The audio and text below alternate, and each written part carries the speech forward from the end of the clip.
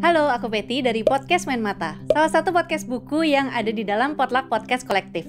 Di channel ini aku banyak merekomendasikan buku-buku fiksi maupun non-fiksi. Jadi kalau misalnya kamu suka baca buku, jangan lupa subscribe channel YouTube Potluck Podcast Kolektif dan follow juga di Instagram @potluckpodcast.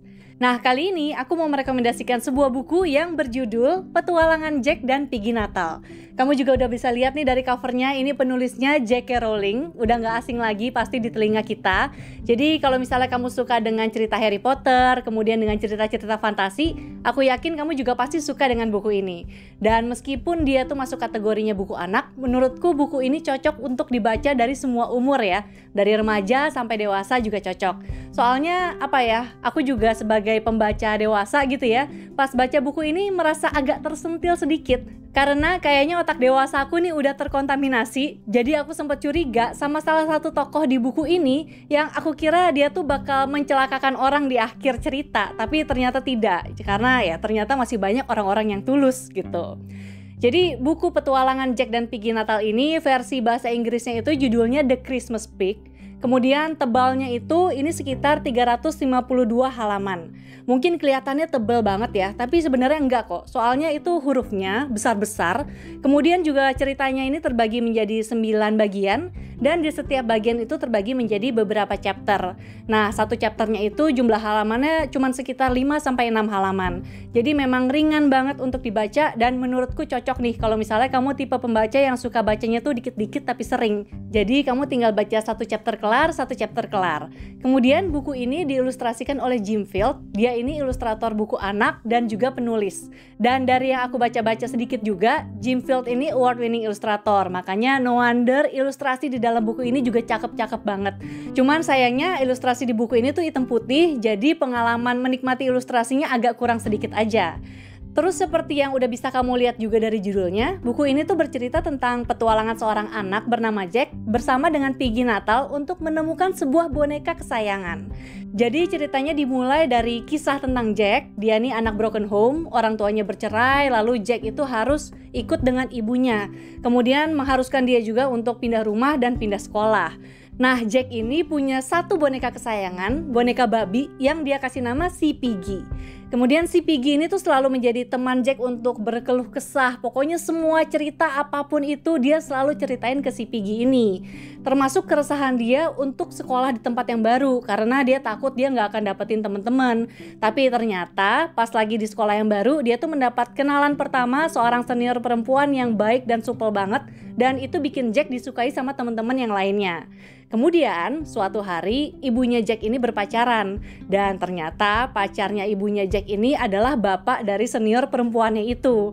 Mereka ini berpacaran sampai kemudian akhirnya menikah. Jadi kan secara otomatis senior perempuannya ini menjadi kakak tirinya Jack ya. Tapi kakak tirinya ini gak suka dengan hubungan ibunya Jack dan ayahnya. Jadi dia juga memberikan perlakuan yang buruk ke Jack ini. Kemudian suatu hari Jack sama kakak tirinya ada di dalam mobil. Mereka lagi pulang menuju ke rumah bersama dengan kakek neneknya dari ibunya Jack. Lalu berdua ini mereka bertengkar mulut lah di dalam mobil gitu. Kemudian kakak tirinya karena sebel sama si Jack, akhirnya dia ngambil si Piggy kesayangannya Jack terus dibuang aja gitu keluar jendela.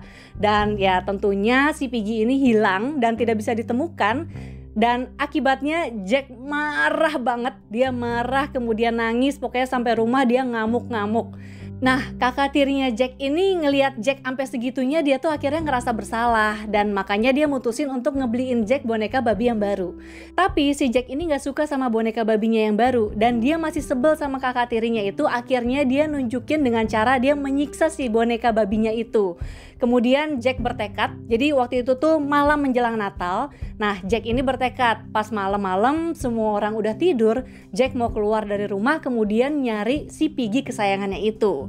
Tapi ternyata yang namanya malam Natal kan semua keajaiban bisa terjadi ya konon. Begitu juga dengan kamar Jack. Tiba-tiba semua benda yang ada di kamar Jack bisa hidup.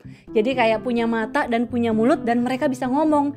Termasuk si boneka babi yang baru dibeliin sama kakak tirinya itu, yang akhirnya dinamain si Piggy Natal. Jadi si Piggy Natal ini akhirnya ngomong sama Jack. Kemudian Jack tuh sebenarnya sempat kaget gitu ya ngeliat benda-benda di sekitarnya tiba-tiba bisa ngomong dan bisa bergerak. Tapi dia nggak takut dan justru malah excited karena Piggy Natal bilang ke Jack kalau dia masih bisa nemuin si Piggy kesayangannya itu. Caranya gimana? Jadi mereka berdua harus bertualang ke sebuah tempat yang namanya Tanah Yang Terhilang. Tanah Yang Terhilang ini tuh sebuah tempat di mana benda-benda yang dihilangkan oleh pemiliknya bisa berkumpul. Entah itu benda-benda yang dihilangkan secara tidak sengaja atau benda-benda yang memang udah terlupakan begitu aja. Nah, Tanah Yang Terhilang ini juga terbagi menjadi beberapa area. Jadi ada yang namanya Salah Taruh, kemudian ada yang namanya Tergantikan, ada yang namanya Astaga Hilang, ada juga yang namanya Tanah Terbuang untuk yang tak ditangisi, lalu ada yang namanya Kota Yang Dirindukan, ada juga Pulau Yang Disayangi, dan Persembunyian Sang Penghilang. Jadi area-area itu tuh udah menunjukkan tempat di mana benda-benda itu berada sesuai dengan penamaannya ya. Kemudian tadi kan aku bilang ada yang namanya Persembunyian Sang Penghilang. Jadi Sang Penghilang ini tuh bisa dibilang semacam penguasanya tanah yang terhilang. Nah, si Sang Penghilang ini tahu kalau Jack dan Piggy Natal itu sebenarnya penyusup dan mereka nggak seharusnya berada di situ. Jadi Sang Penghilang dan bawahannya ini ngejar-ngejar si Jack dan Piggy Natal. Nah, makanya dalam petualangannya mereka berdua di Tanah Yang Terhilang, Jack dan Piggy Natal ini sebenarnya kejar-kejaran dengan dua hal. Yang pertama dengan Sang Penghilang dan bawahannya itu karena mereka mau ditangkap terus dimakan sama Sang Penghilang. Soalnya Sang Penghilang ini emang suka makanin benda-benda yang ada di sana. Kemudian kejar-kejaran yang kedua dengan waktu. Karena tadi kan aku bilang ini adalah keajaiban malam Natal. Jadi Jack dan Piggy Natal harus bisa nemuin si Piggy kesayangannya itu sebelum Natal tiba alias jam 00.00. Makanya pilihannya ya ada dua, antara Jack, Piggy Natal, kemudian si Piggy bisa keluar dari Tanah Yang Terhilang bersama-sama, atau ya mereka bertiga stuck selamanya di Tanah Yang Terhilang. Tapi ya karena ini buku anak, tentunya kita semua nih, termasuk aku juga ya pas lagi baca, udah bisa mengira-ngira lah akan kemana arah ceritanya bergulir. Cuman endingnya itu menurutku masih menyisakan kejutan hangat yang cukup bikin mengharu biru juga sih. Terus juga menariknya lagi ya, benda-benda yang disebutkan hilang nih di Tanah Yang Terhilang itu nggak cuma benda-benda fisik. Jadi ada juga benda-benda intangible kayak misalnya kebiasaan-kebiasaan baik dan kebiasaan-kebiasaan buruk seseorang. Jadi misalnya kebiasaan buruk orang yang udah ditinggalkan itu ada di situ. Terus ada juga sifat-sifat baik kayak misalnya kebahagiaan, harapan, prinsip hidup, itu tuh juga ada di situ. Makanya pas baca buku ini tuh kayak bikin aku jadi bernostalgia, terus sekaligus juga ngeliat ke dalam gitu. Nostalgianya nih kayak ngeliat benda-benda yang waktu kecil itu aku suka banget, tapi dengan seiring bertambahnya usia, nilainya mereka itu jadi berkurang dan ya seringkali malah terlupakan. Terus misalnya jadi numpuk banget di rumah gitu. Tapi misalnya ketika mau dibuang antara sayang, cuman ya abis itu buat apa juga nggak tahu gitu. Nah kalau ngeliat ke dalamnya itu ya karena tadi ada kebiasaan baik dan kebiasaan buruk yang ada di Tanah Yang Terhilang ini. Aku jadi pas baca itu sambil berpikir kebiasaan buruk apa ya yang udah aku tinggalkan tapi dulu aku punya. Lalu juga kebiasaan baik apa yang mungkin ada di dalam diriku tapi juga terlupakan atau tertutupi oleh kebiasaan-kebiasaan yang lain. Dan tentu saja termasuk nih rasa curiga yang tadi aku bilang di awal ya terhadap salah satu tokoh di buku ini. Karena ya kecurigaanku ternyata tidak beralasan dan sebenarnya masih banyak kok orang-orang baik di dunia. Jadi aku merekomendasikan banget untuk kamu baca buku ini karena bukunya seru banget dan bisa dinikmati oleh semua umur. Dan menurutku juga untuk dijadiin bedtime story untuk anak juga gemes banget. Ada banyak pembelajaran yang bisa didapat dari cerita ini tanpa tokoh-tokohnya itu terkesan menggurui. Kalau misalnya kamu tertarik dengan buku ini diterbitkan oleh Gramedia Pustaka Utama dan kamu bisa membelinya di gramedia.com atau di official store-nya Gramedia di Marketplace. Segitu dulu rekomendasi buku dariku. Kalau misalnya kamu suka dengan videonya, boleh di like. Kalau tidak suka, di dislike juga tidak apa-apa. Tapi kalau kamu merasa video ini bermanfaat, share videonya ke teman-teman kamu di media sosial supaya mereka yang membutuhkan juga bisa menonton.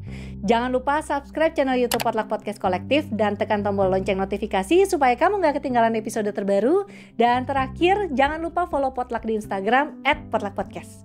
Sampai jumpa di video selanjutnya. Dadah!